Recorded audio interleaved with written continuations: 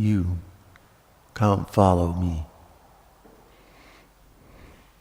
The Lord had just told those words to Peter yesterday, in yesterday's gospel passage we just heard yesterday, after Peter's triple profession of love of our Lord.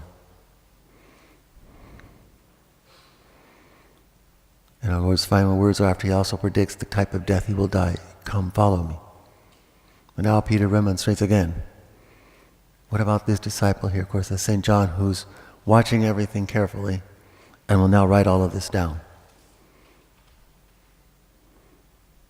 And our Lord does not say that he's going to come, although they believe that.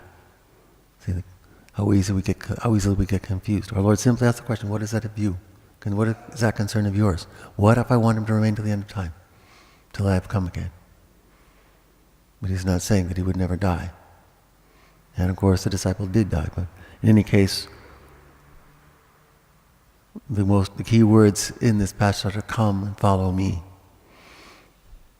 He was telling Peter, he has given him the keys. He has given him the authority over the church, made him his vicar on earth. And now he tells him, come follow me. You see, even the Pope must follow. He too must follow Christ. We must all follow Christ.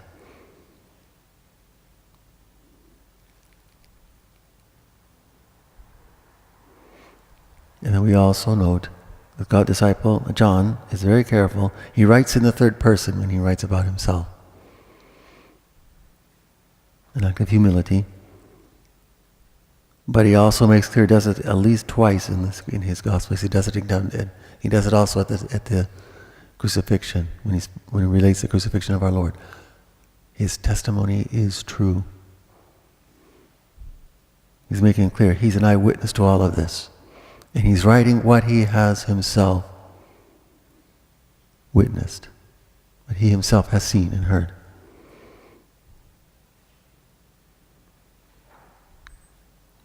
Therefore we know this is the truth.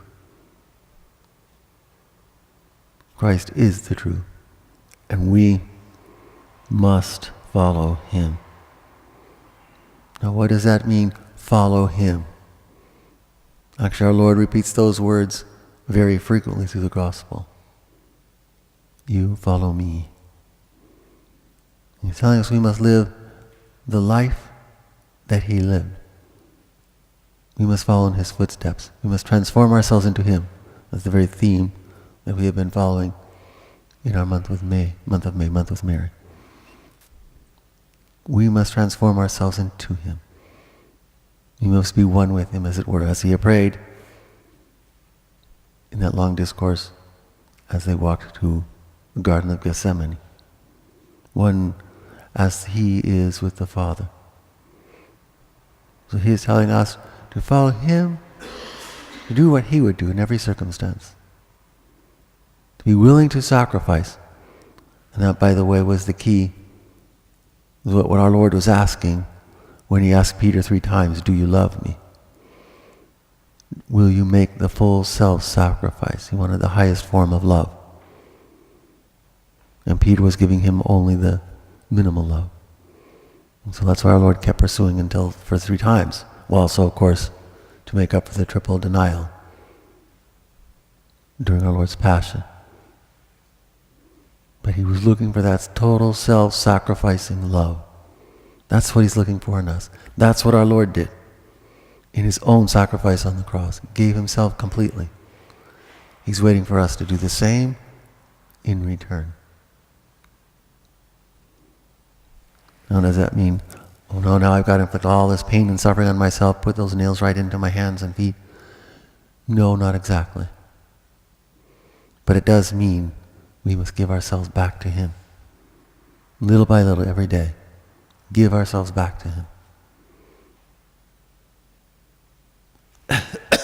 So we must make the sacrifice, yes.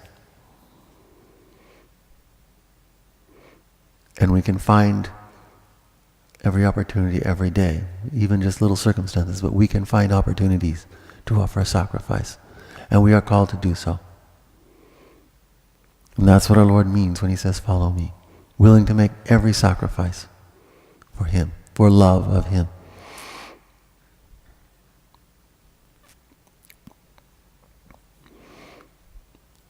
And you'll note also, we heard it again in yesterday's passage, gospel passage, our Lord then tells Peter, you're going to be led where you don't want to be led when you're older.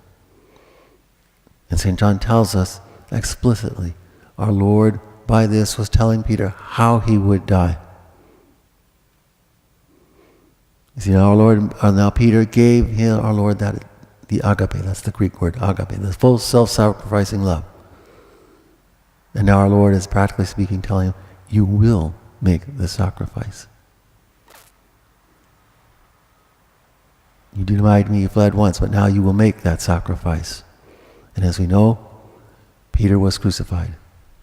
He did make that sacrifice. Our Lord is asking us to do the same. With all courage, without hesitation, He is with us, always with us, and He will carry us through.